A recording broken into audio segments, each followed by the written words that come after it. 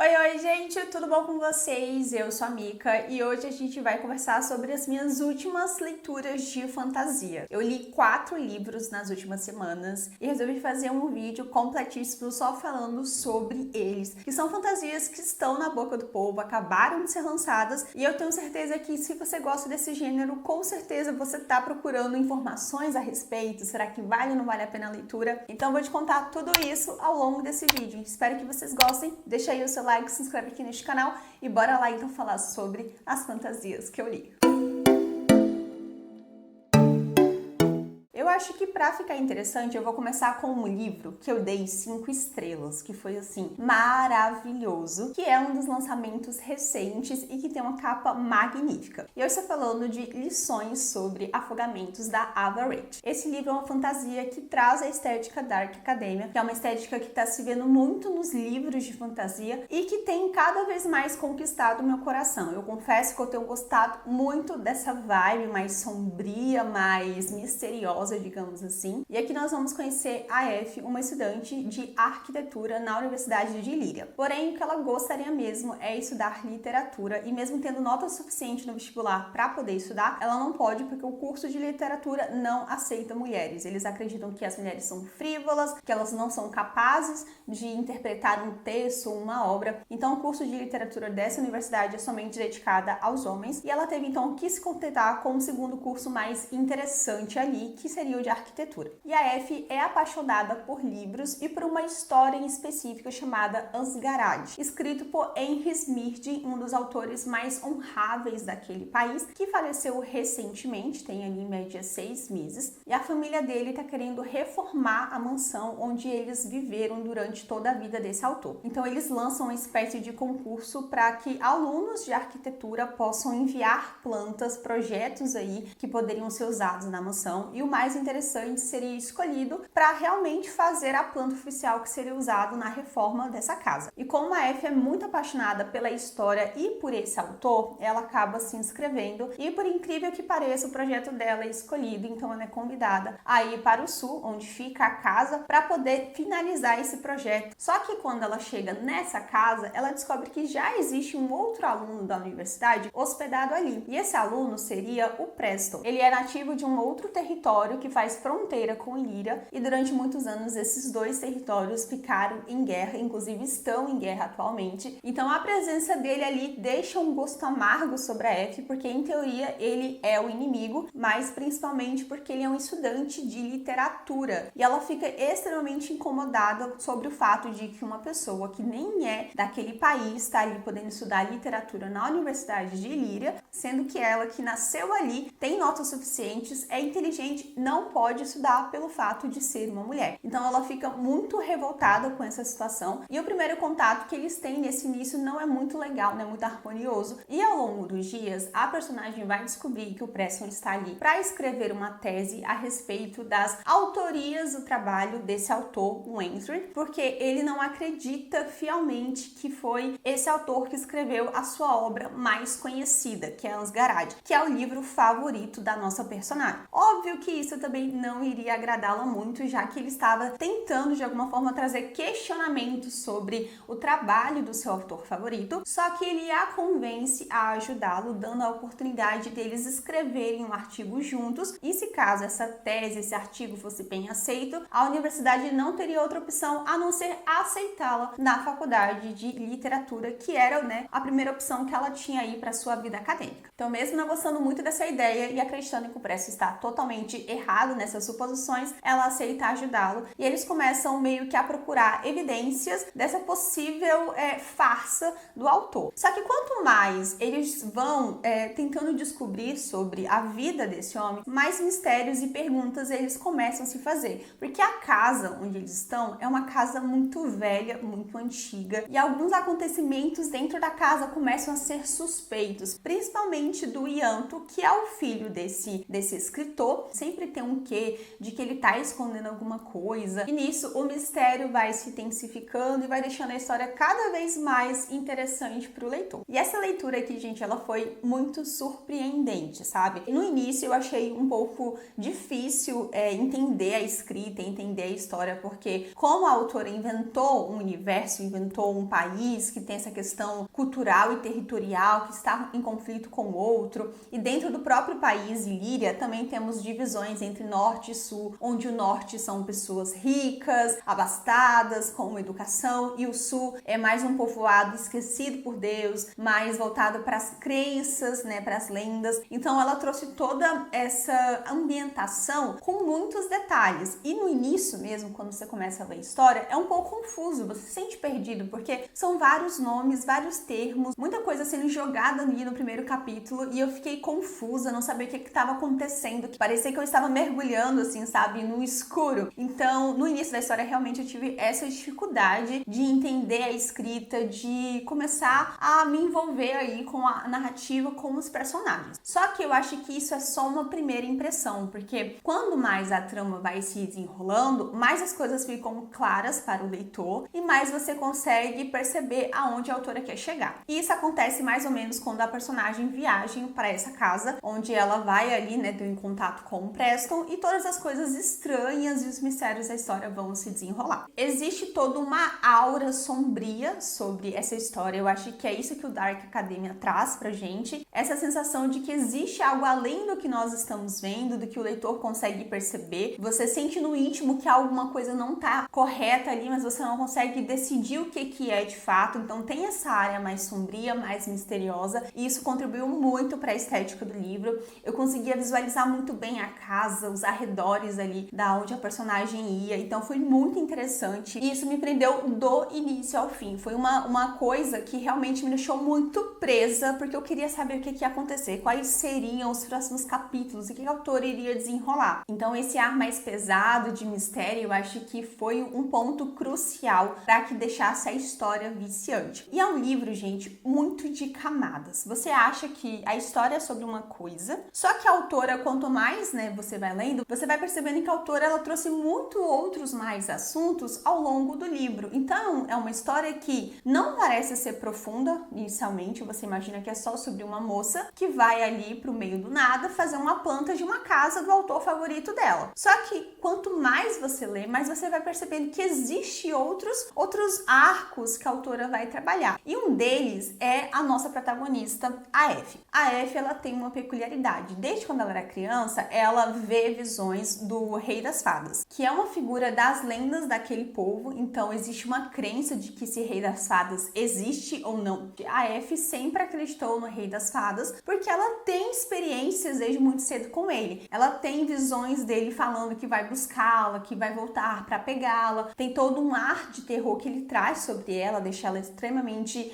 com medo, assim, do que pode acontecer. Então, já muito jovem, ali com seus 12, 13 anos de idade, ela toma remédios para inibir essas ditas ilusões, porque a família dela, os padres, os médicos, não acreditam nisso, não acreditam nas coisas que ela fala que vê. Então, eles acreditam que isso, na verdade, é só um distúrbio, ela tá surtando, ela é meio louca. Então, receitaram vários remédios para ela tomar, e desde muito cedo ela toma remédio tanto para inibir essas ditas ilusões, né, para ela não se perder aí no irreal com o real, tanto também para dormir. A própria personagem duvida daquilo que ela tá vendo, porque ela não sabe se ela tomou remédio, se ela não tomou. Então ela tem esse ar de narradora não tão confiável. Você realmente não tem muita noção se aquilo que ela tá dizendo é real ou não. Além desse fato que permeia a vida dessa personagem, a gente também tem a questão dos abusos. A Effie é a única aluna da faculdade de arquitetura, então ela tá numa posição ali muito complicada nessa universidade, pelo fato de ser a única aluna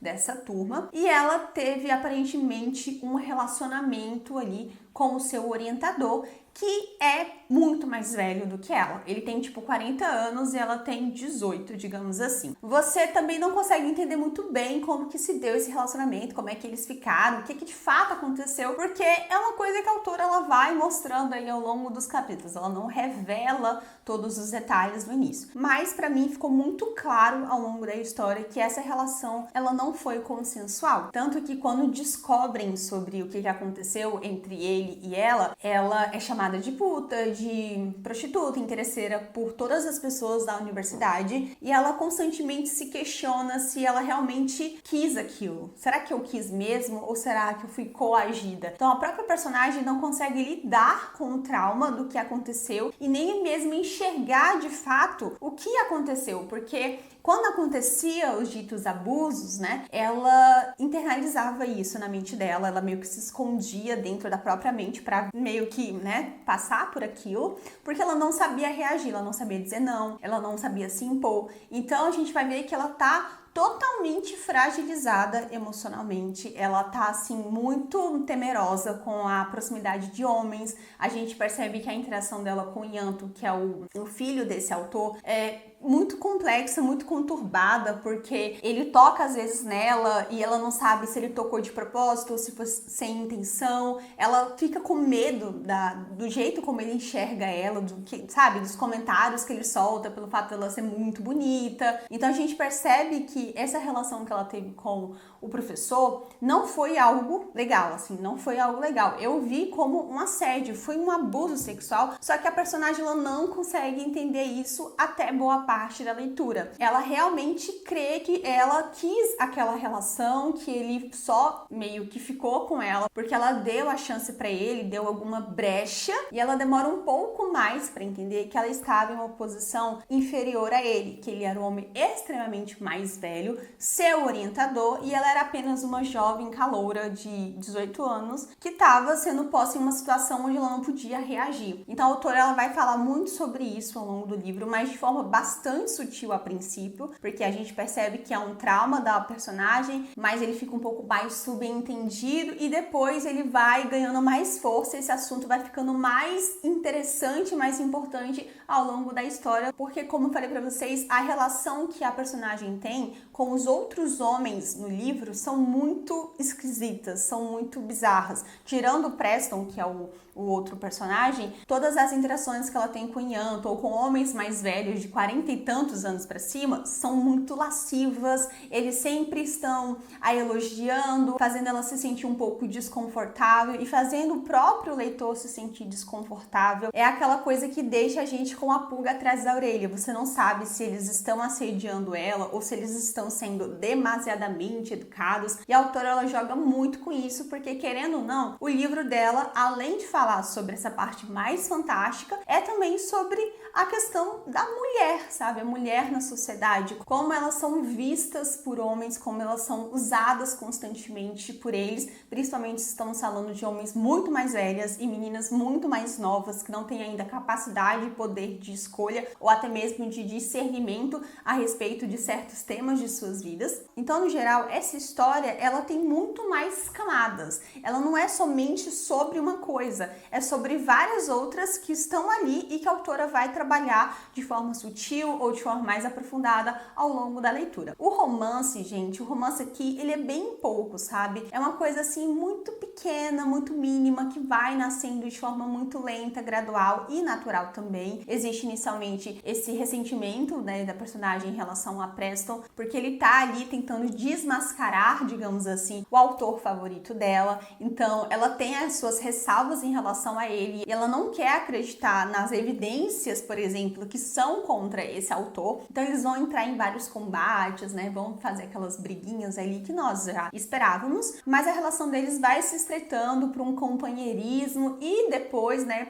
eventualmente vai se estendendo para uma coisa um pouco mais romântica e amorosa. Eu achei muito legal que o foco do livro ele não é em si o romance e mais o mistério, porque eu acho que a personagem ela precisa primeiro se curar para depois ter uma relação saudável com outra pessoa, já que todos os homens da sua vida são tóxicos e escrotos, basicamente. E a relação com o Preston era muito mais pura, saudável, mas também um tanto ingênua. Então eu gostei que a autora não focou tanto no relacionamento deles, justamente para que o foco fosse na cura principal dessa personagem, sabe? Que ela pudesse realmente lidar com os traumas dela, entender o que aconteceu com ela, de que ela foi assediada, de que isso não era legal, para depois se abrir romanticamente para outra pessoa. E ele é um amor, gente. O Preston é muito fofo. Ele é um pouco tímido e não fala tanto assim, sabe? Mas os embates que ele tem com a Effie são muito divertidos e mostram um pouco mais da garra dele. Mas como o livro é mais focado na Paulcinha e é sobre o ponto de vista dela, é uma história realmente focada na Effie, sabe? Ela é a nossa protagonista da história. A história dela é muito mais interessante, ela é muito mais cheia de camadas do que o personagem em si. Mas eu gostei muito dele, eu achei ele fofo, ele me lembrou uma vibe Roman Keat de Divinos Rivais, sabe? Ele trouxe esse ar um pouco mais acadêmico pra história e eu achei ele muito interessante. Adorei o envolvimento dos dois, que é de forma natural, mais meio que pra uma amizade, para depois realmente ser algo mais romântico. E eu acho que a autora acertou muito bem em focar mais nela e não trazer tanto dele assim, para que a história tivesse o foco que ela deveria ter tido, que foi o que a autora fez. O mistério da história é extremamente interessante, porque ele mescla muito a parte real, né, da tese dos personagens em relação a será que foi esse autor que realmente escreveu esse livro, com a parte fantástica que tem a ver com o Rei das Fadas e com as crenças que existem naquele país a respeito disso. Então é um livro que tem muitas lendas, muitos mitos e é muito bem trabalhado, muito bem construído. Eu fiquei com mais vontade ainda de conhecer esse universo que a autora criou. Fiquei realmente ansiosa para saber mais histórias, para saber mais teorias,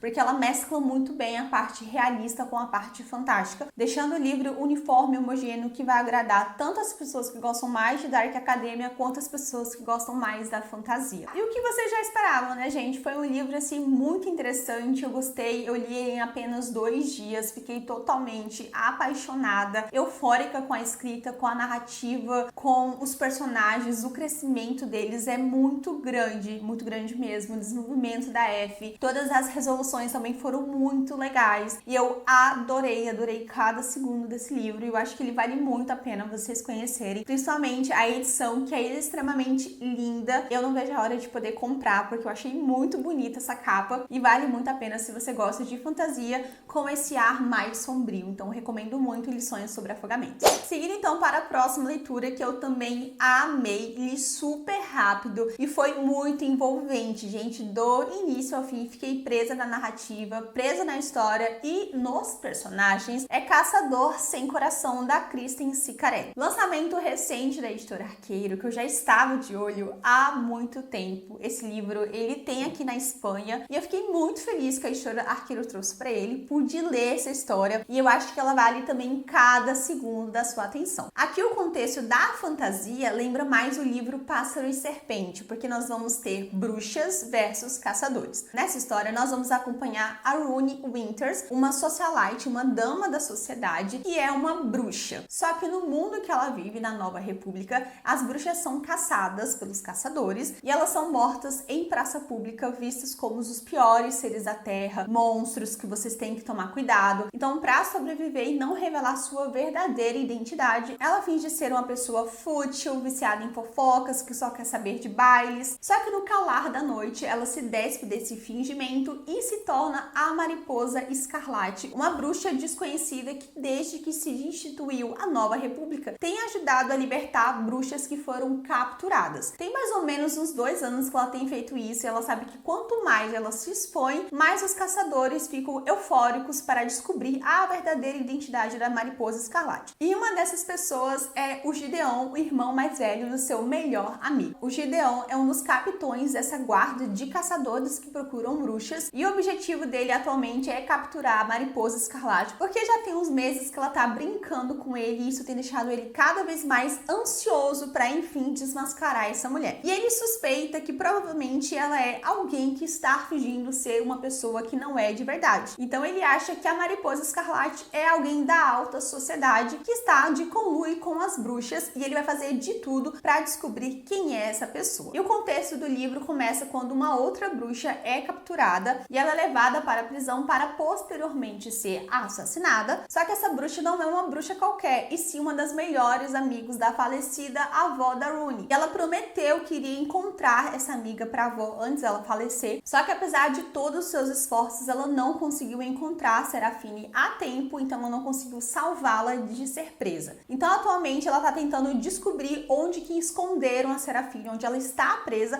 para que ela possa libertá-la. Só que para ela conseguir essas informações que somente os caçadores têm, ela precisa se infiltrar ali perto dos caçadores e tirar essas informações de uma maneira um pouco mais fácil. E quem é a pessoa que pode ter todas essas informações? O Gideon. Então a Rooney, de forma bem deliberada, vai tentar seduzir o Gideon para poder ter acesso a essas informações que ela necessita para salvar a outra bruxa que foi capturada, enquanto ele, paralelamente a isso, começa a suspeitar que ela possa ser a Mariposa Escarlate, ou pelo menos que possa estar ajudando-a. E a única forma dele descobrir essas informações é fazer parte do círculo social de amigos dela. Então ele acaba basicamente se infiltrando na vida da Rooney, já que ela é atualmente a sua principal suspeita. E aí você já percebeu que ambos os personagens estão tentando enganar um ao outro. E aí você se pergunta quem é que vai sair vitorioso nessa situação? Será que eles vão conseguir levar isso até o final do livro? Assim como Lições sobre Afogamentos, eu li esse livro em apenas 2 dias, em um final de semana, passou super rápido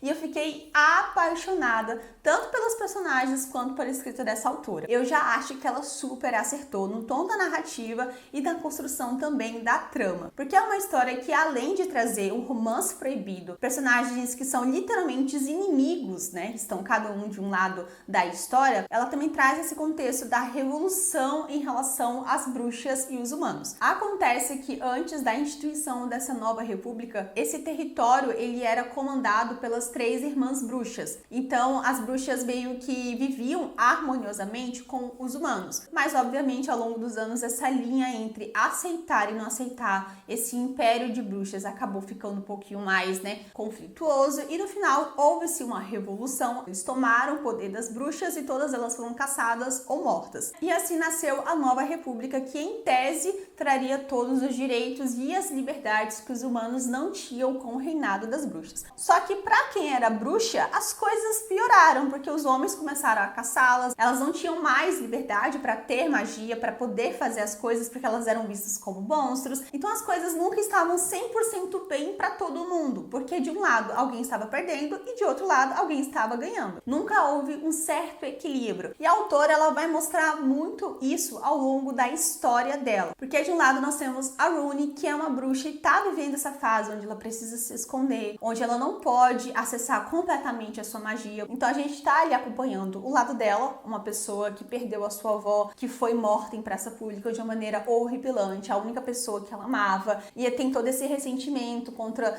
o que estão fazendo com o povo dela. Mas também temos o Gideon, que aparentemente é uma pessoa assim, nossa, a pior pessoa do mundo. Só que ele também veio de uma história sofrida. Os pais dele, que eram muito humildes, eram alfaiates, e eles faziam peças belíssimas, tanto que chamou a atenção das rainhas bruxas, então eles se mudaram para o palácio, e lá eles acabaram tendo um contato muito maior com elas. Eles melhoraram de vida, não ficaram ricos, igual a Rooney, por exemplo, que vem da aristocracia, mas a condição financeira deles melhorou muito. Só que essa supervivência acabou cobrando um alto preço. Ele basicamente perdeu todo mundo da família dele. A irmã morreu, o pai morreu, a mãe morreu, e a única pessoa que sobrou foi o Alex, que é o seu irmão mais novo, que é o melhor amigo da Rooney, inclusive. E desde então ele nutre assim um ódio muito grande pelas bruxas, porque eles sabem que elas podem ser mortais, que elas podem fazer o impensável em busca de poder. Então ele tem uma visão muito mais realista e muito mais cruel sobre elas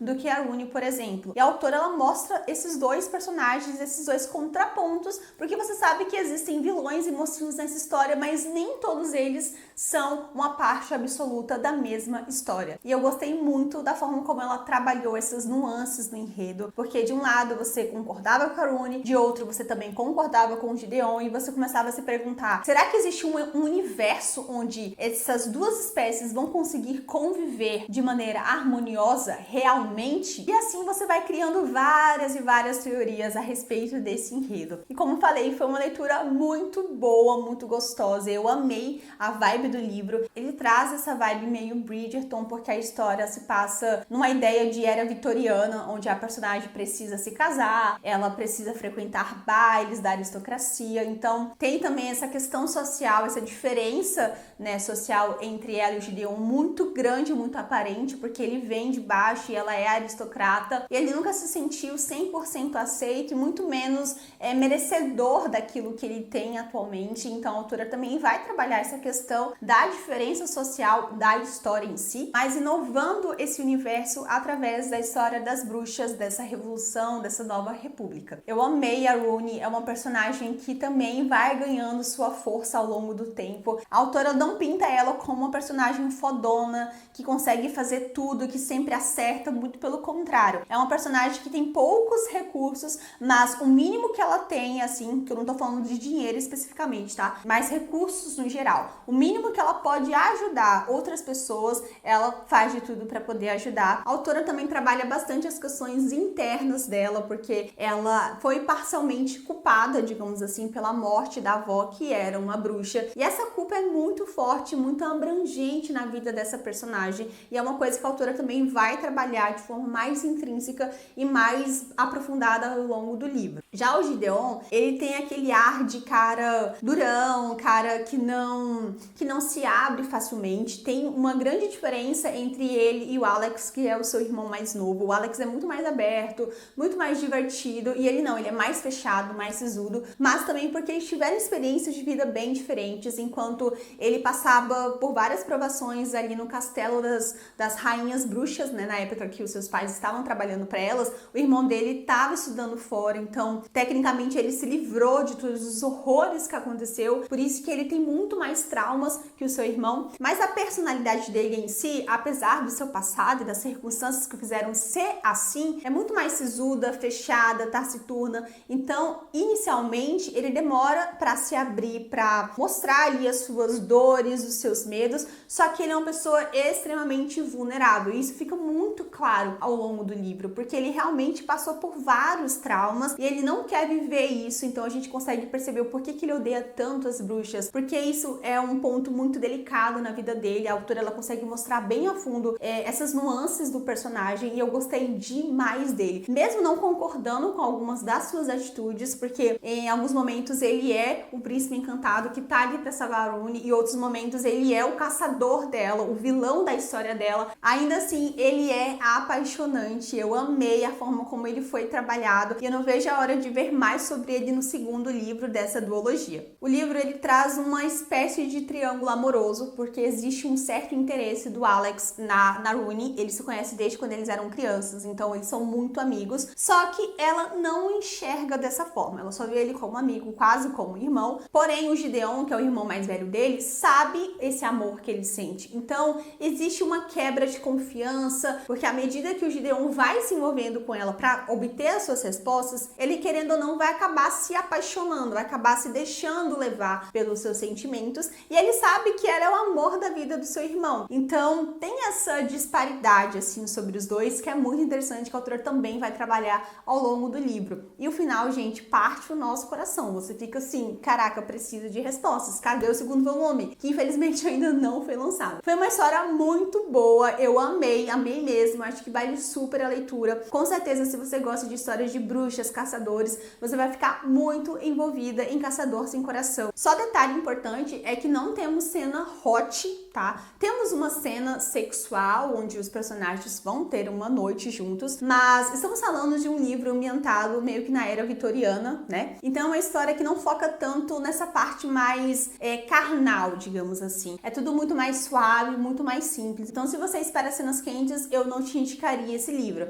Mas se você quer uma história de romance proibido, que traz esses elementos fantásticos, com certeza você vai gostar muito dessa história. E é isso então, gente. Essas foram as minhas últimas leituras de fantasia. fantasia e livros que eu simplesmente amei. Cada um deles vale muito a sua atenção e eu recomendo muito vocês fazerem essa leitura. Foram histórias muito bem apresentadas que me cativaram desde a primeira folha que eu li. Eu amei cada segundo e eu tenho certeza que se você gosta de fantasia, você vai se apaixonar por cada um desses livros individualmente. É isso, gente. Essas são as indicações de hoje. Espero muito que vocês tenham gostado. A gente então se encontra no próximo vídeo. Um grande beijo.